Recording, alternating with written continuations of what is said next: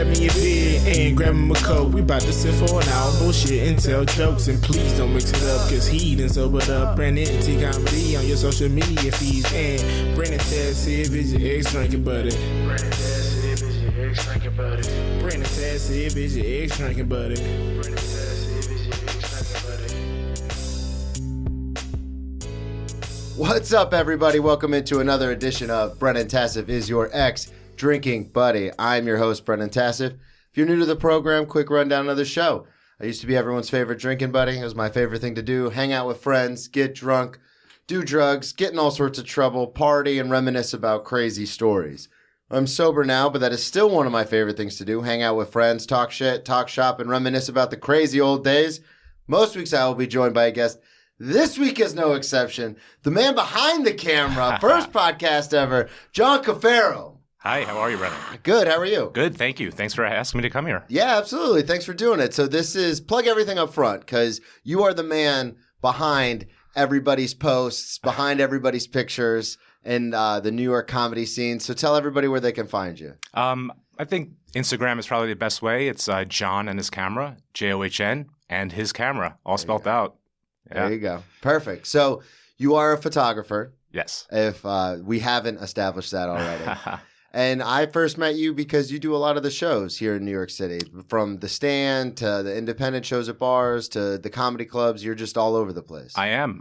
Yeah. It just kind of fell into my lap and been, going full steam ahead. Seems to be a good way to get my name out there. And the way people promote my stuff without me trying too hard to do it, it's been very beneficial. Yeah, well, we are all super narcissistic creatures in the comedy world. So, and you take great pictures. I know as soon as I moved here, I think it was a couple months in, I had done a show and you were doing the photography for it. And then after, you put everything up online. And I just remember thinking, like, I paid professionally to get headshots done, and these pictures are like 1,000 times better. Well, thank you very much. Yeah, I mean, that's my goal, is to, I want to be the best. I think I come from a world where I'm put into a spot that's very difficult to get good photos, i.e. corporate settings or weddings and that events. And I think being able to shoot, in the middle of New York City with, as you said, narcissists who want their photo taken, it's so easy. So I'm able to get these crazy good photos because of it. Yeah, it's pretty awesome. So your first time on the podcast, first time on any podcast, which is exciting, but this is the first time on this show. So tell the listeners, I kind of want to figure out John, because comics so often are on stage and we talk a lot about our own lives and stuff. So before I even have people on, a lot of times you kind of get a glimpse into who they are. But you are always like so nice. You always put the comedians first. You're always like, what do you want to do? Like, how are you doing? So tell everybody just about you. So you're originally from Brooklyn? Yeah, I was born and raised in a neighborhood called Gravesend, Brooklyn. And it's funny because when I say that, most people have never heard of it. Okay. Super, super South Brooklyn, like one stop before Coney Island. Born and raised to Italian, born there and raised by Italian immigrants. I grew up in like a super Italian neighborhood. Honestly, I never knew anyone over 40 that spoke English, because I just was around just like Italians. It was like pretty rough growing up there. I was born in 1979, so I grew up in the 80s in Brooklyn, and it was a wild time. Yeah, that was back when it was Biggie's Brooklyn. Yeah. And there were like, neighborhoods like you just don't go to. And like, it's just funny now, like when I talked to my dad and I'm like, oh yeah, last night we went to a restaurant in Brooklyn, and like, you hear the record player screech. And like, what? You were in Bushwick last night? We've seen it all, just a lot of crazy stuff. And then when I was 13, my parents just kind of, had enough of what was going on in Brooklyn and moved us to the suburbs of New Jersey. And, okay. Yeah, it was a crazy difference, Yeah, I was going to say, growing up and like spending, your formative years almost in Brooklyn, and then all of a sudden you're in the suburbs. What was the biggest change you noticed? Honestly, the biggest change was like not having to find a place to play football Okay. or sports. It was just so like in Brooklyn, like we were constantly getting kicked out of like church parking lots, or the older kids would kick us out of the park and that sort of thing. And then I moved to Jersey, and well, first of all, everyone wanted to be my friend. Like I was a cool new kid from Brooklyn. Yeah. So it was no problem making friends. And then second of all, just the ability to just like do whatever you want, whenever you want. Yeah, all the open space, all the freedom. Yeah. And also my parents were strict in some ways, but like super loosey-goosey as long as I, was responsible and came home when I said I would. So like, it just felt like a whole new world had opened up like for me when I moved to Jersey. So when you moved to Jersey, do you tell people, because I'm ignorant to this because I'm from the South, but do you tell people you're from New York City, or do you say Brooklyn? Interesting. I'd probably say Brooklyn. Yeah, I was going to say I've noticed that it's broken down by the boroughs. So yeah. If you're outside of New York, you just say, "Oh, I'm from New York City." But when you're in like the Northeast, you say which borough you're from. I think especially like over like the last 10 years or so, like Brooklyn has kind of gotten its own, reputation. So I probably would still say it. Yeah, my wife's from Tennessee, so we go to the South quite often. Yeah. And there's never been an issue of people knowing where or even what Brooklyn is. Yeah, that's true. Yeah, so I think I do say Brooklyn because I don't know. I'm definitely not a Manhattan kid. Definitely not a Manhattan kid. You got to represent. BK in the building. So what got you into photography? Have you always had a passion for this, or have you always been creative, or how did you fall into this? So funny enough, it's literally the only job I've ever had. See, that's insane to me because I know so many people who dabble in photography. Like they buy a super nice camera and they go, "Oh, I do photography," and it's like, "What? Do you? Yeah. Do you?" But this is the only thing you've ever done. Correct. My dad's a photographer, and so is my uncle, his brother. So I was kind of almost born into it. And my dad, being an Italian immigrant, just had me working. Yeah. Now, thank goodness he wasn't in construction or anything like that. 13 carrying the lights and yes. Cameras. Yes. Now, granted, at the time in like the 90s, it was still like a lot of equipment to get a job done back then. And it was big and heavy. Everything's gotten smaller and lighter now. But yeah, so I started doing that. The first job he took me to, I was 12 years old. And I remember that because it was a bar mitzvah. Okay. And I remember, man, like, oh, this is what I'm going to be going to. Like when I turned 13, my Jewish friends are going to be inviting me to this thing. Yeah. So that's the only reason I know I was 12. Yeah. When the first time he took me to work. Now, granted, I wasn't working full time. It was just like here and there. Like he would just wanted me to see what it was about. Yeah. And see and help out. And yeah. But all through high school, that was like, everyone has a job working at fast food. I was working weddings and, corporate stuff and going with my dad and helping him set up. So like, but I hated it. Hated it. Yeah. Did you hate it because it was like your dad was kind of pushing you into it and you were just being rebellious, or did you hate it because you just really didn't have a passion for photography? Well, yeah. I was a stupid teenager. Like it could have been anything, That's what. That's what I'm saying. I would have just hated it just because I wasn't, doing nothing with my friends. Yeah. I wasn't playing video games, so this fucking sucks. When did you decide? Because you went to college and everything like that, did you not? I went to a community college just to, because once I graduated high school, I didn't know what to do. And like I was still on the mindset like, oh, photography's not for me. I don't want to do that. Okay, so you still thought about doing something else. Yeah, but I had no idea. Like I was just trying to delay the real world as long as possible. So I just, went to a 2-year school right after high school. And then, I realized, all right, maybe photography isn't so bad. And I kind of like did it just because because it was there and it was easy. Yeah. Yeah, because it's a part of your life. So did you end up taking over like for your dad, or did you start your own thing, or take us through how all that happened? Yeah. So I kind of started my own thing. And I do a lot of freelance work. So by the time I was like ready to shoot, like I basically knew everybody in the business because I was doing it for so long. So everyone knew me as like my father's assistant.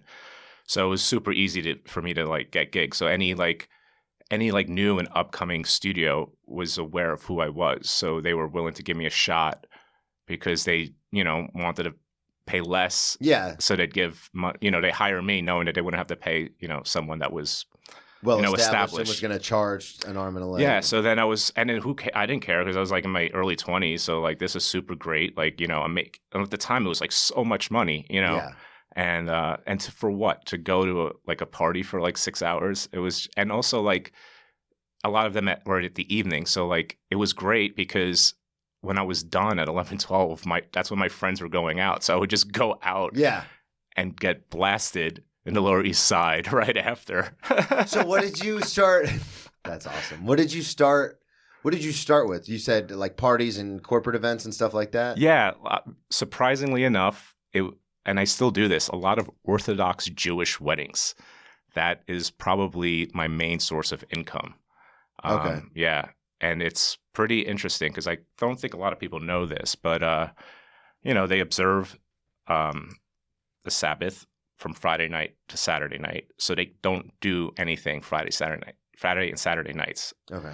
Which means they do all their weddings and all their events Sunday through Thursday, which really fills in my schedule. Yeah. So, and then I can book my own non-secular stuff on Friday and Saturday nights. Exactly. Yeah. I was going to say, because most of the comedy that you do is Friday and Saturday. Yeah.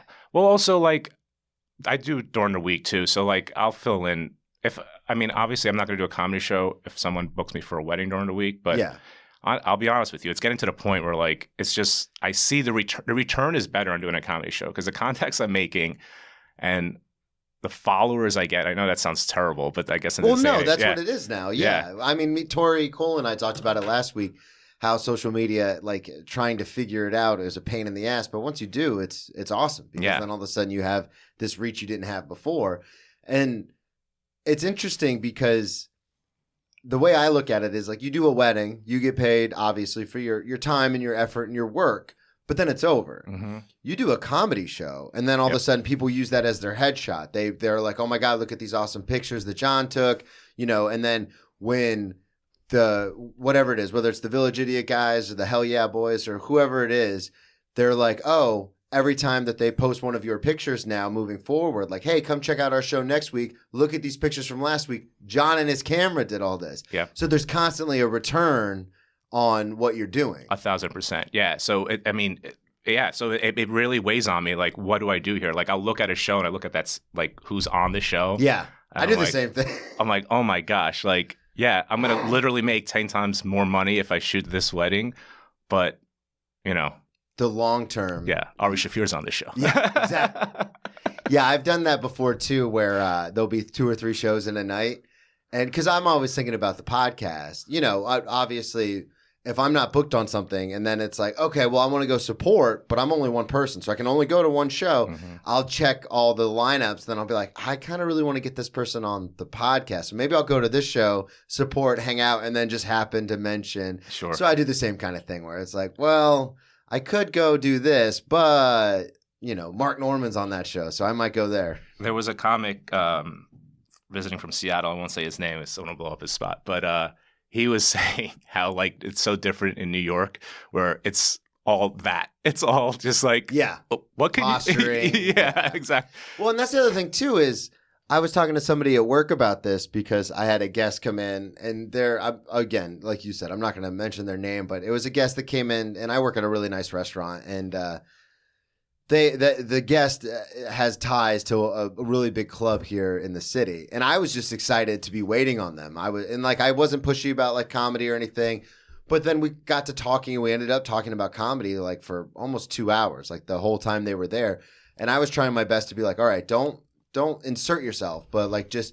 And then one of the other servers looks at me and she rolls her eyes and she goes, God, this is so New York. And I go, what do you mean? She goes, it's always about what other people can get me. And I was like, no, I'm genuinely interested. Like, That's not my motive at all. But it doesn't matter like what your intention is, because that's what it seems like all the time is like, well, how can this benefit me? And I was like, that's not what I'm doing. But in the end of the day, it's like, I mean, I guess, that's kind of exactly what I'm doing. I had a pretty popular comic come to my studio for, I don't know what to call it, headshots or promo shots or whatever. And they were getting like kind of like just talking about the whole scene and saying how used they feel and people are only about, using them and getting what, they're only friends with this person to get something for themselves. Yeah. And I'm thinking to myself, well, I like this person and I don't want it to seem like I'm using the person, but I am definitely getting Yeah, exactly. a huge Well, and benefit from having their photos on my and I just blatantly put it out there like, I'm technically using you here. I don't want you to feel that way. Let's get this out on the table. And they weren't, they kind of laughed and they weren't, they weren't insulted. That's the hardest part about it is because in my heart, I'm genuinely empathetic and I try to be a good guy. But at the same time, it's one of those things where it's like, if I ask someone to come on, it's like, well, no, you talk about like not drinking anymore in your set and stuff. So I'd love you to come on and like promote you and promote the set. But it doesn't matter how you word it. Because at the end of the day, when all the dust settles, it's like, no, I've got 300,000 followers, which is why you want me on your podcast. It was like, no, that's a benefit, but that's not why. Right. But it's so hard trying to explain it. So now I just kind of lean into it. I'm like, yeah, whatever. I'm a piece of shit. That's fine. I guess that's a good way to go about it. Sure. Because it's exhausting being like, no, I'm actually friends with this person. Like, I like this person. Yeah. Like, if they called me tomorrow and said, hey, we got to fight in Brooklyn. Like, you got to be there. I'll be there. Yeah. But that's not going to happen. So, comedy. Well, so let me ask you about this because as a comic, I want to get your opinion on this. Sometimes a comedian will ask me, oh, I want to come to your studio and get headshots. What's your rate? And there's sometimes, honestly, like that person, I'm a fan of that person. I've known them before I started doing comedy photography. And like, I don't even want to charge them. Just come to my studio just so I have their headshots. But then there's another comic right after that. I don't know that person from a hole in the wall. Yeah. And I'm need to charge them. Yeah. So like, what's the etiquette there? Like, so this is interesting you bring this up. So friend of the show, Mike Carano, who's a photographer out in LA. He also was the GM of the Improv for 30 years. So he's been around comedy his whole life. And I hear him talk about this all the time because it's one of those things where he's a professional comedian. Like it's his pictures on the wall at the Improv. Those are the ones he took. Mm-hmm. And so I remember once they were talking about just doing professional headshots and it was like $500 or $800 or something insane. And this is obviously in LA where, you can charge that. And I remember thinking like, God, when my friends who did quote unquote photography, like we talked about earlier, would charge me $100, I'd be like, God, this is so much. So really, I think it just boils down to the preference of the photographer. Now, in my opinion, I would say you charge everybody. Now, you can charge different rates, but you charge everybody because it's your time and it's worth something. But at the same time, say, the podcast blows up all of a sudden, this becomes like a thing. And then you're like, oh, well, I've got, I did all these pictures for Brennan. So now I can use that to promote my stuff. So it's one of those like chicken or the egg. It's like, I mean, this is how I am with stand-up, is that if anybody, like I wait tables obviously most of the time because this doesn't pay yet. But when people are like, oh, you're a comedian, tell us a joke. Yeah. That's where it's like, no, that's not. Which I'm sure it's the same with you. Like if you're walking around and people figure out you're a photographer, they're like, oh, get a couple pictures of us. Sure. You're not going to be like, okay, sure. Yeah. So the line comes in like, I guess wherever that's not even a real answer. I guess I just talked in circles. Because I don't really know, because it's one of those things where I'd say charge everybody to maintain the professionalism. But then at the same time, it's like, yeah, but there's certain people who they just don't have it right now. And then if they blow up and you ended up never getting those pictures, you're going to be like, fuck, man, I could have done that. Yeah, no, absolutely. Or I'm more asking about the people that are already blown up that want photos. Oh, and, then. Then, yeah. Then I'd charge them just to see if they'd pay. And if they say no, then be like, never mind. I know. You can always backpedal. That has happened. Has it really? Yes. An LA comic at the stand, took the pictures, saw just immediately. I had posted right away, pretty big name. And they're like, oh, that's great. I'm in town till like such and such date. You could do photos before I leave. I'm like, yeah, sure. And then I sent them my rates and like, oh, I thought this would be, we would just do it for you to get photos of me. And I'm like, yeah, okay, that does sound good. How about you just cover the cost of the studio? And I won't even make money on this, just like, so it doesn't cost me anything. Radio silence, nothing. No response, just left unread. Yeah. It was like $100. Like, God. See, and that's the one thing I don't. I mean, I guess if they're blowing up, they're blowing up. But that's the thing is like like obviously you see we're in this studio and like I do all this and this is just I do this because my dad used to always say when I was growing up, like it doesn't matter what you do in life, you got to try to be the best at it. So in my opinion, like when I first started the podcast, I bought all my own equipment. I spent, a couple $100, but I was like, I had a spare room in the house in Florida and I was like, we're going to turn this into a studio. And I did it. And it's the same thing now in New York. It's like, I would never, even if a comic's coming on to promote like an album they have coming out or anything, I would never even think to be like, oh yeah, can you cover half the cost of the studio or anything like that? Yeah. So it's insane to me where you get in those situations where you're like, yeah, we'll just cover, this is for you. Yeah. Literally, I'm behind the camera. This is not for me at all. Like, just cover the cost. And they're like, nah, man, that's $100 that's too rich for my blood. It's like, get the fuck out of here. Yeah. I can't believe that. You got to tell me who it was off mic. Okay. Let's get into it. So you said when you were living in, so you were in Jersey, and then the last time we were talking about it, you moved to the suburbs of Jersey, 13 years old, you're helping out your dad doing photography. Then you went to community college, and then were you doing photography this whole time? Yeah, I was pretty much assisting my dad at this time and like just like kind of finishing up jobs, not really. I wouldn't even call myself a photographer at that point, but yeah. And then when did you go out on your own? How old were you then? Probably like, it was like a slow transition. There was like a long few-year period where I was just doing both, like, shooting on my own, getting my own clients, but I was still primarily working with my dad or assisting my dad. So like it took, like I'd say 4 or 5 years. I mean, I still work with my dad, isn't retired, 67 years old. Still doing it? Still doing it. I mean, not as often as he is, but he still has his clients and, still working. When it's a big event, they bring out the big guns. Yeah, exactly. Right. Yeah. I mean, listen, don't get me wrong. I do the heavy lifting, but he's got face. That eye. Yeah, exactly. So when did you, because you talked about like doing gigs during the day and then going out with your friends and stuff at night, or doing gigs in the evening and then going out with your friends at night. Yeah. So when was that? Were you still in Jersey or was that? Oh, it was a mix because I moved back to Brooklyn, soon after college. Okay. So you're like 21, 22, and then... No, well, I was still in Jersey then. So I probably moved back to the city like, late 20s, 28, 29. Okay. Yeah. And then was doing a lot of that. But also when I was living in Jersey, it didn't matter because I only need, hangovers weren't that bad. So I would just go hang out. I wouldn't get drunk, like blasted drunk, but just go out and then drive back to Jersey. It was crazy. Like, it's crazy now. I live in Brooklyn, and like the thought of going to Manhattan on like a Friday night is just like, I'm not going to do that.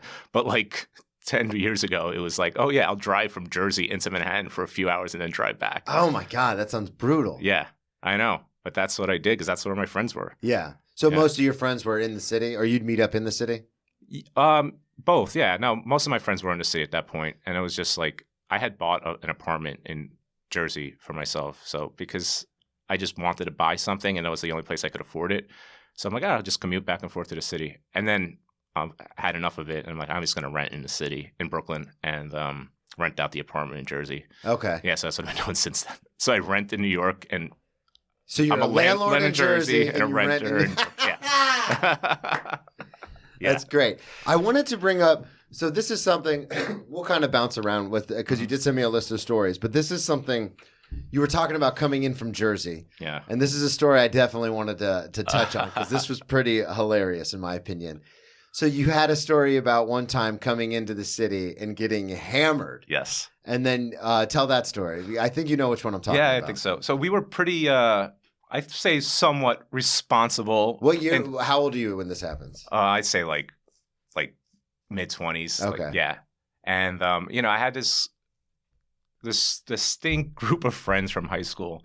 And I don't know, being I played a lot of sports in high school, but also as a creative. So I had like very distinct group of friends. Yeah. And like there was almost like very little crossover between the two.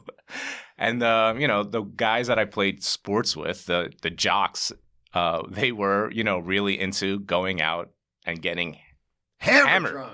Just hammered. Drunk. Like, just typical frat boys. And we would do that. And being in Jersey, it was super easy just to go into the city, get blasted. And, there's so much public transportation. It was super easy. But being like in the suburbs, it was hard to get to that public transportation. So So we'd always like devise a way of like and this is also pre-Uber. Yeah, pre-Uber, pre-Lyft. So yeah. The problem isn't Jersey to the city. The problem is Jersey Central to where you're going. Yeah, so we would generally hub to where you're going. Exactly, and they didn't make it easy. Like the parking situation by all those trains, you need permits, you need to pay crazy things. So it was almost impossible to drive to the path or like New Jersey Transit and then take the train into the city. It was like at that point you might as well just drive into the city. Yeah. So, but if you're getting drunk, that's not an option. So we would always take a cab to a train station, typically the Path in Harrison, New Jersey, and then take the Path into the city, get drunk, and then take the Path back, and then get a cab from the Path back into the suburbs. So that's generally what we did. Yeah, that was the plan. That was the plan. Ultimately, if everything worked out, you'd find a place to sleep in the city, but Yeah. But so one time we did this and we'd take the cab back. And I remember it was freezing. It was so cold. It was the middle of winter. So you go into the city, you have a good time, Yep. and then you're like, all right, let's hit the Path back. Yes. And it was probably like a bunch of us, like 5-6 guys, just like, it was so, like, why were we doing that? Like, what would we think was going to happen? I don't know about this because I try to stay on the island, but the Path, does that run 24/7? It does, but like I forget what time. But after like a certain time, it becomes like I believe every half hour or 20 minutes, and then it doesn't even. It hits all the stops, but it does. You have one line goes to one and then goes to the other line. It's just really so it turns into a mess. It turns into a mess. You have to wait half an hour. If you miss it, you have half an hour. You have to wait half an hour to get to the next one, and then. Normally during rush hour, a 20-minute Path ride now turns into like a 45-minute hour ride because it's like one line that hits all the stops as opposed to like an express, I guess. Okay, I got you. So we do that. We go out, have a great time, take the Path back. We get out, and it's probably like it's 3-4 in the morning, and there's just no cabs. And again, there's no Uber at this time. Yeah. So what do we do? And you're freezing. It's middle of winter in Jersey. Freezing. And we don't know what to do. So we like just wander. Like maybe, I don't know, if we walk around, we'll see a cab or something. And also, this is like flip phone days. It's not like you can just Google cab company. So how far are you from the train station? Because you said that you would cab. So it's obviously too far to walk. Yeah. How far is it? Like 10 miles, 5 miles? Like 20. Oh, my God. Yeah, so it's like a half-hour ride. Yeah, half-hour car ride. Okay, so it's not one of those things where it's like, well, I'll just put my head down and start walking. And then... Yeah, and also you're not in the best neighborhood. These train stations are like, not the best neighborhoods. So that's not even an option. Yeah. They do kind of like pretty up the surrounding area where the train stop is, but once you get out of there, like that's what happened. We had a storage unit in Jersey, so I would have to take before because everything got destroyed with that Hurricane Ida. It got flooded out, so we had to get rid of it, but. Before, I would go out there like once a month just to check on everything, make sure everything was good. And that's the same thing. Like I would go to 34th Penn Station and I would take the train, like one of the Jersey lines out there. And you get out and you're like, oh, this train station is nice. Like they've got everything all dolled up. The second you like walk out of the parking lot, you're like, oh, I'm not in Manhattan anymore. Yep. Like, this is sketchy. Yeah, so that's basically where we were doing. Yeah. And this was 15 years ago when you were doing it. Yeah. So it was scary. I mean, there was safety in numbers. It wasn't that scary, but we still didn't know how we were going to get home. Yeah, it's also 20 miles. You're not going to walk that. Impossible. It's literally impossible because it's highway. And also, like, how would we know which way to go? Yeah. Like, I've never walked from Newark to Livingston, New Jersey. It's just like... And not to mention, it's like 12 degrees outside. Yes, exactly. It was off the table. That was not in the equation, walking. It was just not, nowhere on our minds. So we're just figuring out, like, what do we do here? Like, I guess we just hope a cab drives by. So we're just walking, and we see a cab. Like, in the movies. It's just a cab parked waiting for us. And, like, it's in the distance. And, all right, great. We're saved. So we walk towards the cab. How excited is everyone? Like, oh my God, there it is. Oh like, my God. Yeah. It's like Christmas morning. It's like, we're done. That's it.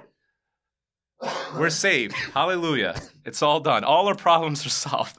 So we walk towards the cab and we realize it's not on. And then we realize there's nobody in the cab. Oh no. So we're like, son of a bitch. So we check the door handles and the door is open. So the cab's just completely open. It's just completely open, unlocked, just parked in the middle of nowhere in Newark, New Jersey. So we just pile in, and like I don't even remember who was there, but like it's like a clown car. It's just like a bunch of us, because now we're at the point like, oh, we're doing this just for warmth. Yeah, and it's a bunch of like 25-year-old like goons just like piled into like someone else's cab, and sure enough, we get in the car. No keys, no driver. Of course, nope. And but there is a phone number listed, like I guess for the cab company or whatever it is.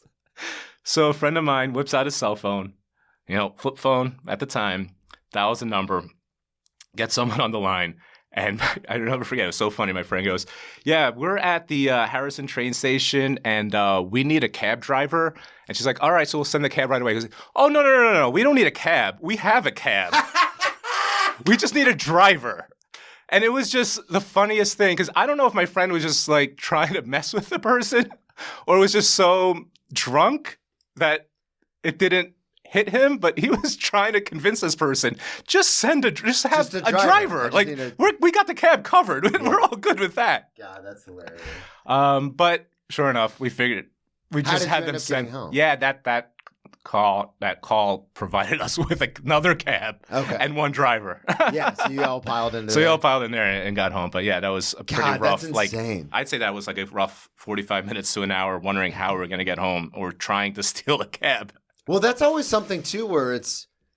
So this happened to me when we first moved here, and I had to take the U-Haul back because, like, I got an email from U-Haul saying, like, "Oh, we'll give you a credit if you bring it back to this one instead of that one because we need U-Hauls here."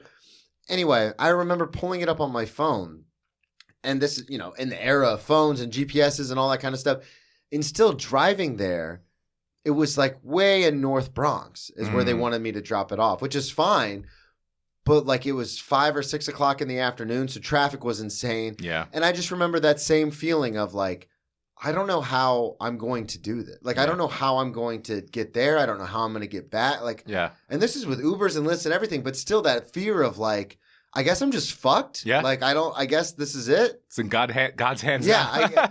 And then, of course, we we're both sitting here today, so we always figure it out. But it's one of those things where it's like that anxiety and fear of like, I guess, I don't know what we're going to do, guys. Yep. We're just here. Yep.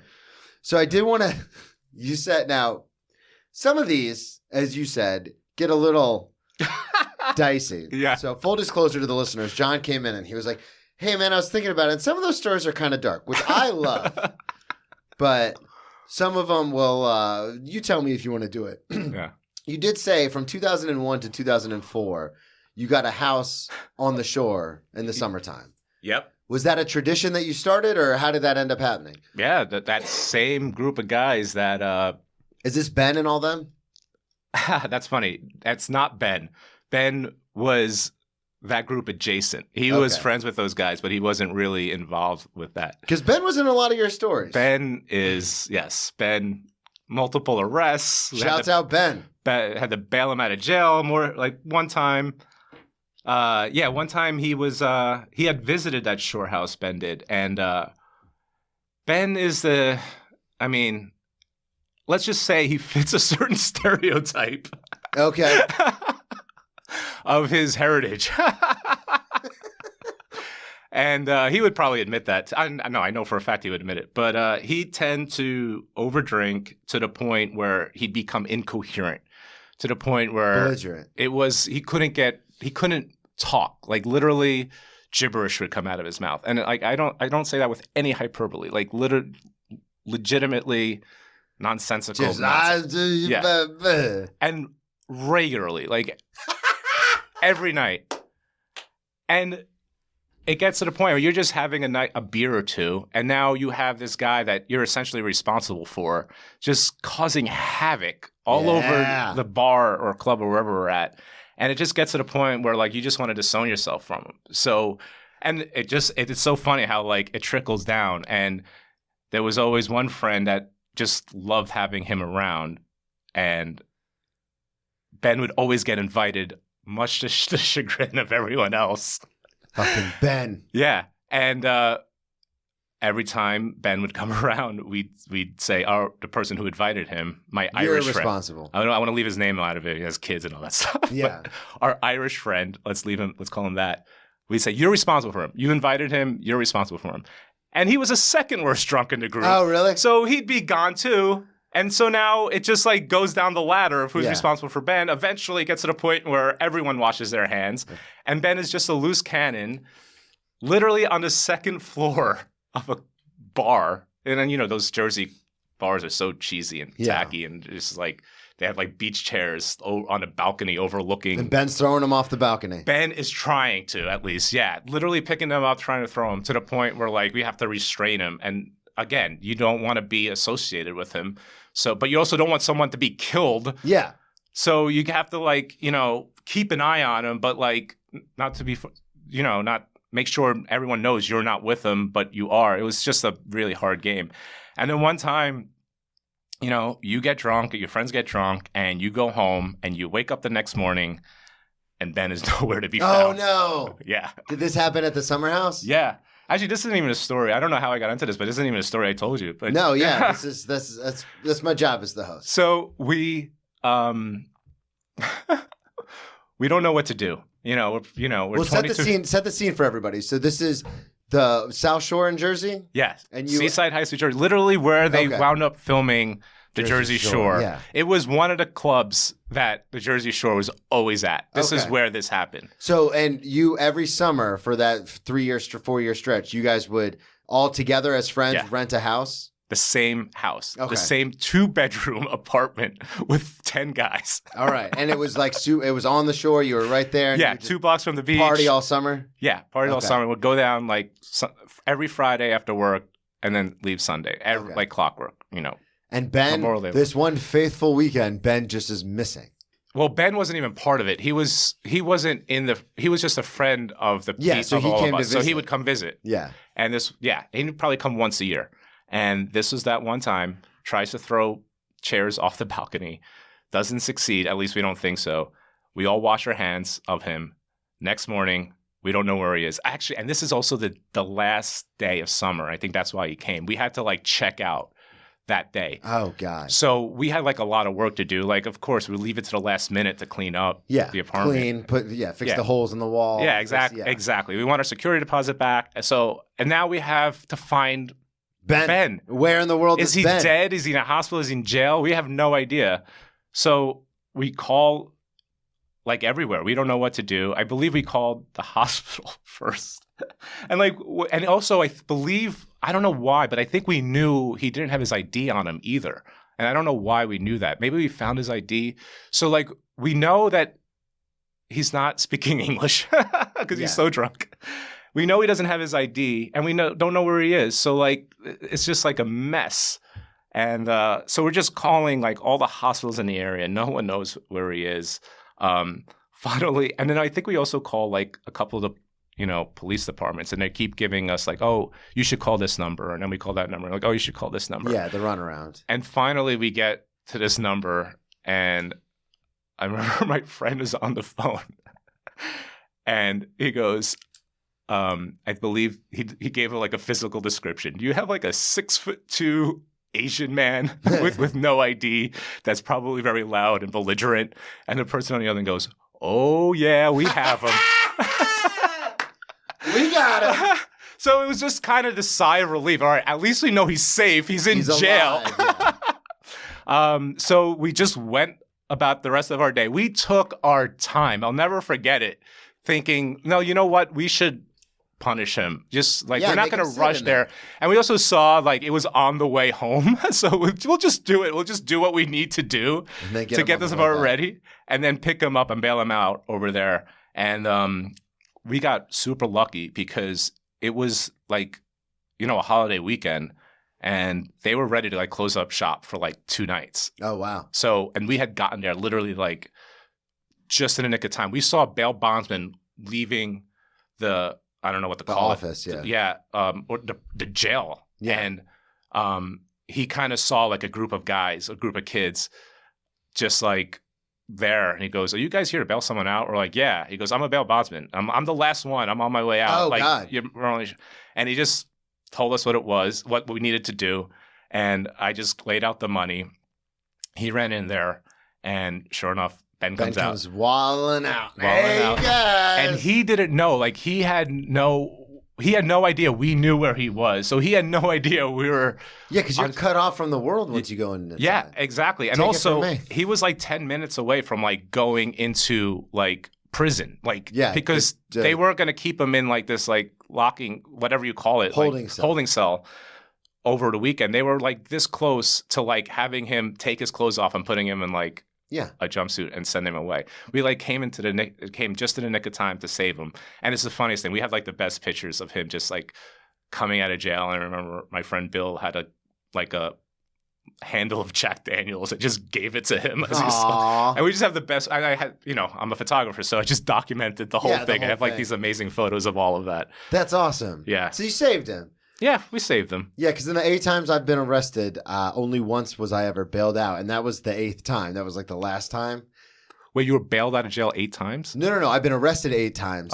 I've only been bailed out once. So what happened those other 7 times? So there's certain times where it's called ROR, released on your own recognizance, where like if you don't have, this is the first couple times I got arrested, where if you don't have any priors or anything, they'll just let you go. Oh, 7. After 7 times, you still let them so that happened the first couple of times. Okay. And then after that, your bail will get set to like a certain amount. But what happens is you can normally get in front of the judge in time. So so that's time like 1 through 3. And then time 4 through 5, you can get in front of the judge and the judge will say, okay, we're going to set your court date to this date. Your bail's like $1,000. So then you just got to come up with like $100. And then I would get myself out. And then the last couple of times, you're just in jail. Like, I was just in there and, get the jumpsuit, get the whole deal. And then one time I had to wait. I got arrested in a different county than my warrant was in. So I had to get transported. Then I had to sit for like a week. Then I got in front of the judge. Then I just immediately pled guilty because I wanted to get out as soon as possible. And so then they gave me 3 months in jail. So then I pled guilty and then just went to serving my like full circle, just went right into serving my time.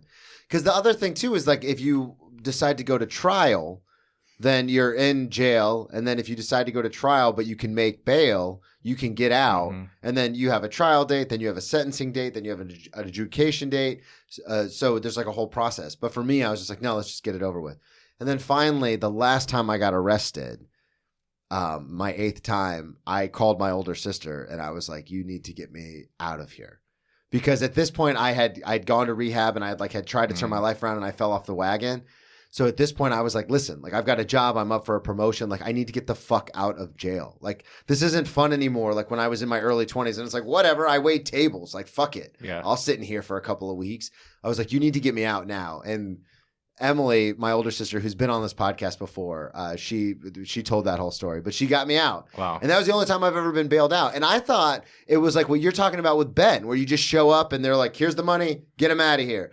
With her, because it was in the middle of a hurricane in Florida, they had all these like rules because they can't release you into a storm because then if something happens, you could sue the state. Or the county.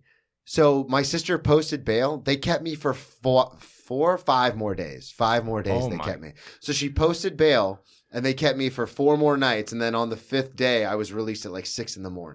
Damn. Yeah, because they're like, oh, there's a hurricane, like there's flooding, there's advisories. So like we can't let anybody out.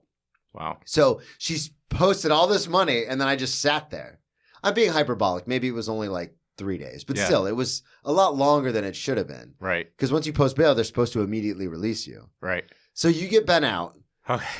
Let's get back to you. You get Ben out and then we have a couple stories about Ben. I only bring this up because it's hilarious. Now it's not your story, but you heard it secondhand and it's about Ben, who we're talking about. Can you tell the story about Ben at the wedding? Do you feel comfortable telling that or not? Yeah, I guess. I mean, I don't know. I hope he doesn't hear it. But yeah, well, we didn't say any last names, and there's a lot of Bens in the world. Sure. You did give a pretty thorough description. Yeah, he. This is one of our favorite stories. This is funny because This was one of my favorites. He kind of moved away, so we kind of, weren't as tight as we were. So we heard this story secondhand from like one of his friends that from where he lives now, the city he lives in now, was kind of, I forget how, but we just heard this story. And apparently what had happened was Ben's wife was in... So Ben's married. Ben's married at the time. As Derek Gaines would say, plot twist. Yeah. And his wife is... It's his best friend's wedding. So his wife is in the bridal party. And you know what happens at weddings. If you're a bridal party, it's like an all-day obligation. You got to be there at like 10 a.m., hair and makeup. And I don't know where the wedding is, but it's probably not where Ben lives. So he's probably, spent the night before at the hotel. So he's basically by himself because his wife has these wedding obligations. And you can't leave Ben by himself. No. Anything we've learned from this. Clearly. And but what is Ben to do? If you're not near a casino, the other option is drinking. So he starts drinking, and by the time the wedding starts, he's inebriated. And the bridal party, the ladies are wearing these strapless dresses. And in the middle of the wedding, in front of everybody, he goes to one of the bridesmaids who he knows very well, his wife's other close friend, and just essentially just pants the woman. Pantses her, but I don't know what the term is when you're wearing dresses her down. Straight down to her ankles in front of everybody so to see. Pulls the dress down. Yes. And then, surprise, surprise, this bridesmaid wasn't wearing any underwear. Yeah. So just fully naked in front of everybody. In front of everybody.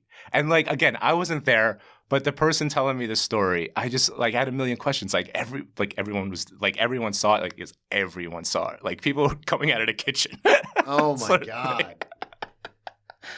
And my next question was she shaved? And he's like, yeah. Yeah, obviously that's the next question. Yeah. So that's Ben. Yeah. That's one of your buddies. I love how before you started telling the stories, you're like, well, he's a friend of a friend. He's like a tertiary friend. No. Ben is a close friend. He was just not in the friend group. He was, but he wasn't, he had moved away. Okay. So he wasn't there as often. But he was definitely in the group. In high school, he was a group. Once we got older, a lot of people stayed in the Northeast, New York, New Jersey, where he left. So I thought you were trying to distance yourself from him because of the stories. I mean, it is what it is. We love you, Ben. You mentioned casinos. Yeah. And so you did have a story about New Orleans on here. Oh. So we're going to end because we are coming up. Yeah, we are coming up to the time. So I want to end with, you have quite a few stories about New Orleans. So take this as long as you want. We got plenty of time. But tell everybody what happened in New Orleans. So how old are you? When is this all going down? Again, this is probably we went there for New Year's. I forget what year it was, but we had still had the Shore House during the summer. So it was between 2001 and 2004. Okay. So there maybe 2000 right after, it's possible. But yeah, I remember we were debating what to do for New Year's, and we saw cheap flights to New Orleans, and I had never been, so we're like, yeah, let's do it. So how many people is this? It was me and two other friends. Okay. So it was just three of us, which is very rare for that group. And yeah, because you're normally rolling 5, 6, 7 deep. Oh yeah, if that's on the small side, yeah. And we decide to go to Vegas, and New Orleans. Oh, excuse me, New Orleans. And the first thing we do. Have you been to Vegas too? Yeah. Yes. We got some stories there too. I don't know if I'm next time. But the first thing we do. So you're in your mid-20s at this point. Yeah. Okay. A little older, and the first thing we do, we still have our luggage. We don't even check in to the hotel yet. We just go straight to a strip club. What time is it? Oh, it's in the middle of the day. Yeah, it's noon. Yeah. It's I'm assuming you guys landed and you're like, check-in's not till 3. What exactly. are we going to do for 3 hours? Exactly. That's exactly what had happened. Yeah. So we're that's how it always happens. Yeah. We just had a cab drop us off in the middle of Bourbon Street. We're tourists. What do we know? Just take us there.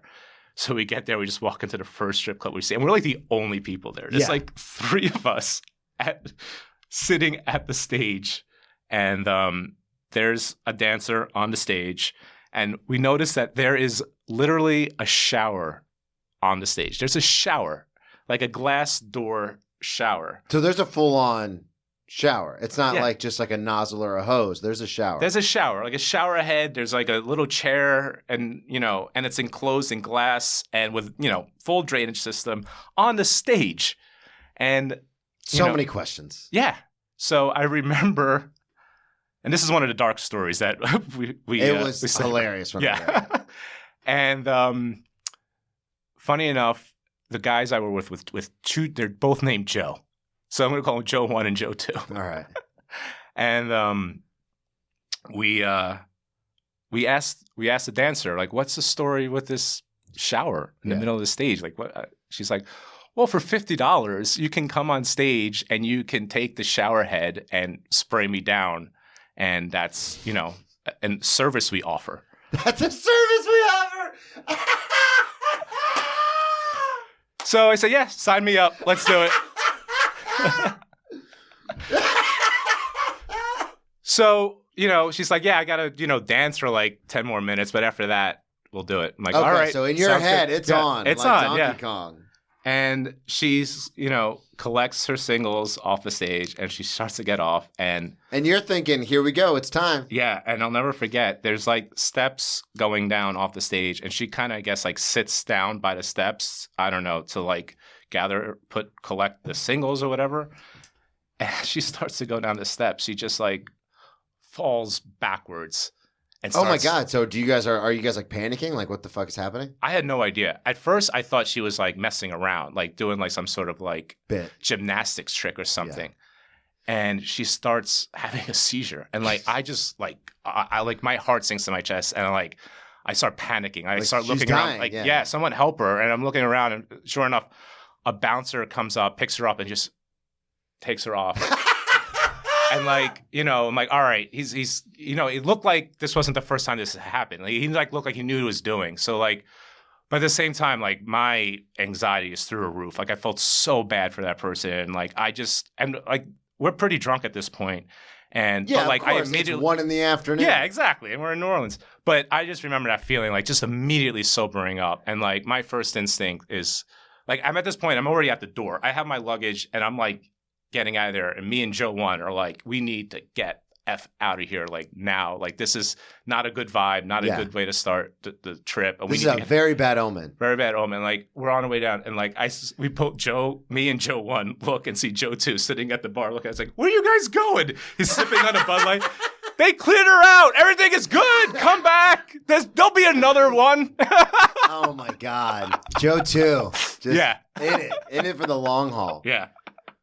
God, where are you guys going? Yeah. Oh, man. He was fine. He could have been there all day. He was content. God, did you guys do anything? How long were you in New Orleans for? 2 or 3 nights. Yeah. Okay. Did you stay right there near Bourbon Street? Yeah, just right off it. Okay, yeah, because we stayed when I played in the New Orleans Bowl for college football, we stayed at the Sheridan, which was like 2 blocks away. Okay. And I remember being like 19 and then just going down Bourbon Street. And like nobody checks IDs, nobody checks anything. So it was just like the Wild West. And this is in 2008. Yeah. So it was insanity. Yeah. It was probably a short time after you had been there. Yeah, probably. God. Yeah. It's a wild place. It was just, I kind of swore to myself that I would never go back. But I hear it's like cleaned up a lot. It was just, I don't know, it's very seedy. It's not my kind of place. Yeah, I'm not the biggest fan. I mean, I love it, but at the same time, yeah, I'm not going to go back unless I have to. Right. You know what I mean? Yeah.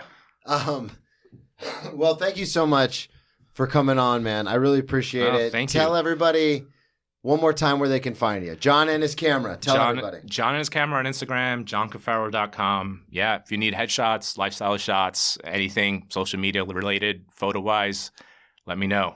Absolutely. Yeah. And then befriend John, get in tight with John, and then, as you heard earlier, then he probably won't charge you that much. There we go. Oh!